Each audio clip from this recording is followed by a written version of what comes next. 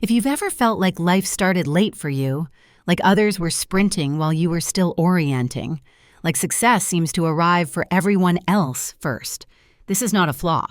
It may be the exact sign of the rare personality Carl Jung said was designed to succeed later in life.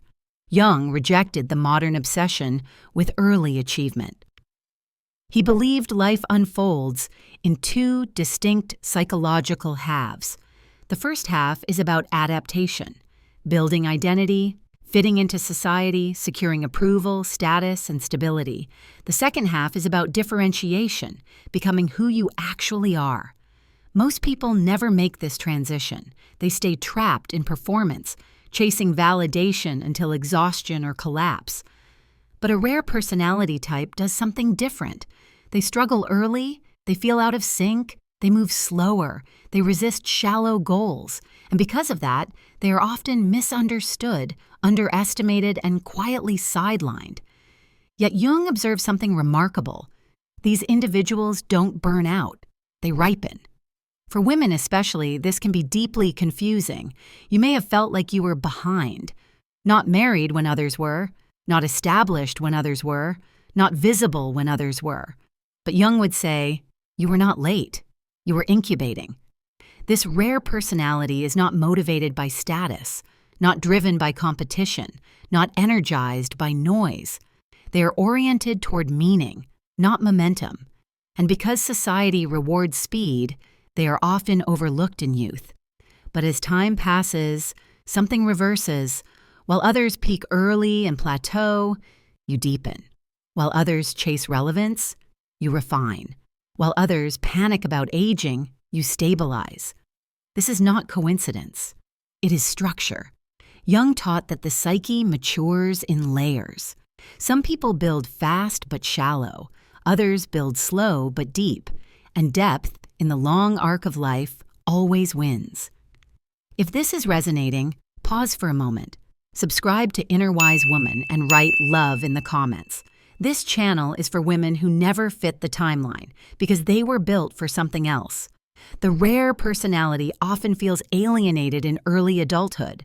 Parties feel empty, small talk feels draining, social climbing feels pointless.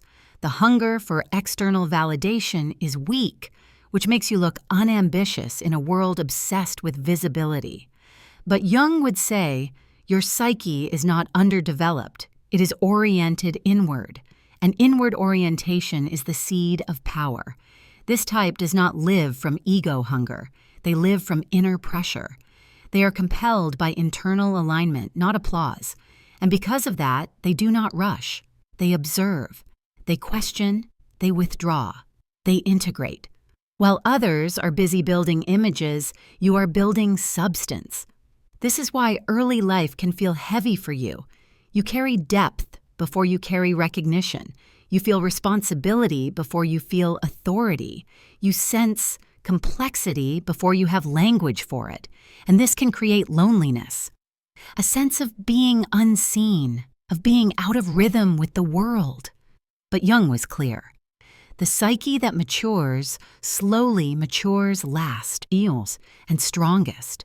These women often appear quiet in youth. Not because they lack power, but because their power is not ready for exposure. Their identity is still forming beneath the surface. Their self is still organizing. And when it finishes, the shift is undeniable. What most people don't realize is that early success can actually damage the rare personality.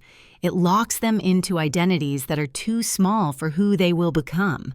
Jung warned that when the ego is rewarded too early, it becomes rigid. It confuses approval with purpose. It builds a life around performance instead of truth. The rare personality avoids this trap, not by strategy, but by structure. Because they are internally oriented, they are less seduced by applause. Because they are psychologically complex, they resist simple roles. Because they sense depth early, they feel constrained by shallow achievement. And this is why their progress often looks delayed. But delay is not dysfunction. Delay is protection. While others are climbing ladders that will later collapse, you are refusing ladders altogether. While others are locking themselves into identities that will suffocate them, you are still forming, still listening, still integrating. This is why many women of this type feel misunderstood in their 20s and 30s. You may have been told you were too much, too intense, too thoughtful, too sensitive, or the opposite, too quiet, too withdrawn, too difficult to read. But Jung would say, you were not difficult. You were differentiated. The divided psyche is what traps most people. One part wants approval, one part wants truth. And because approval is louder, it wins. The rare personality does not split this way. Their inner world demands coherence. They cannot live two lives. They cannot betray themselves for belonging. And this makes early life socially expensive. You may have lost opportunities. You may have walked away from paths others celebrated. You may have felt like you were sabotaging yourself. But in Jungian terms, you were preserving yourself. This personality does not thrive in hustle culture. They do not perform well under constant visibility. They do not bloom in competition. Their intelligence is not aggressive. Their power is not loud. Their influence is not immediate. It is cumulative. Jung believed that the psyche organizes itself toward wholeness, not speed. And wholeness takes time. It requires experience, disillusionment, solitude, reflection, integration. And this personality type goes through all of it. While others chase external structure, you build internal structure. While others expand outward, you consolidate inward. While others collect roles, you refine identity. This is why something shifts in midlife for this type. While many people experience crisis, you experience clarity. While others panic about relevance, you step into authority. While others feel the floor disappear, you feel the ground solidify. Because you have been preparing unconsciously your entire life. Jung called this the turning of the life arc, the moment the second half begins. And for the rare personality, this is not decline. It is ignition. This is when your voice strengthens, your boundaries stabilize, your influence expands, your presence deepens, you stop seeking, you start attracting, not because you changed, but because you finally arrived. And society does not know how to read this. It expects energy to fade with age. It expects women to become smaller, quieter, less relevant. But Jung observed the opposite in individuated women. They become clearer, sharper, more sovereign, more dangerous to illusion. This is why the rare personality becomes powerful later. They are no longer negotiating with insecurity. They are no longer fragmented. They are no longer divided between who they are and who they present. They are whole. And wholeness is magnetic. When integration completes, something rare happens. You stop chasing, and life starts responding. Jung believed that power does not come from force. It comes from alignment. And the rare personality is built for alignment, not acceleration. This is why hustle culture never fit you, why performative ambition felt hollow, why climbing for the sake of climbing always felt wrong. You were not lazy. You were not unmotivated.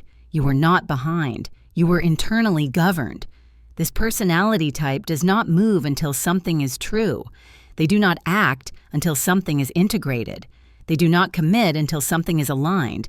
And in a world addicted to speed, this looks like hesitation. But in psychological reality, it is precision. Jung taught that the psyche will sabotage any life that is not authentic. And most people never understand why their success collapses, why their careers hollow out, why their relationships rot. The rare personality avoids this by refusing to build on false foundations. That refusal costs time, but it saves the soul. This is why later life becomes their domain. Because while others are dismantling what they built too early, you are finally building what you were meant to. Your clarity becomes surgical. Your boundaries become effortless. Your presence becomes commanding without volume. Your influence becomes inevitable. You no longer compete. You select. You no longer chase. You decide. You no longer seek permission. You occupy. This is late life dominance. Not loud, not aggressive, not performative.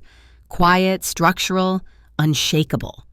And this is especially powerful for women, because society conditions women to peak early, to be desirable before they are sovereign, to be visible before they are integrated. But Jung observed that individuated women become more dangerous with age, not less. They are no longer seduced by approval. They are no longer controlled by fear. They are no longer managed by expectation. They are free. This is why your influence increases as others fade. This is why your voice sharpens as others soften. This is why your gravity deepens as others scatter. You are not aging. You are consolidating. If you've ever felt out of sync with society's timeline, if success, status, and noise never truly motivated you, if you always sensed that your life was building towards something later of not now, this is why. You are not delayed. You are deferred. And deferral is not weakness. It is design. If this is resonating, if you recognize yourself in this pattern, subscribe to Inner Wise Woman. This channel is for women who were never meant to peak early, only deeply. The paradox is simple. Most people rise fast and fall. You rise slow and stay. Most people burn bright and burn out. You burn quiet and endure. Most people chase relevance. You become essential.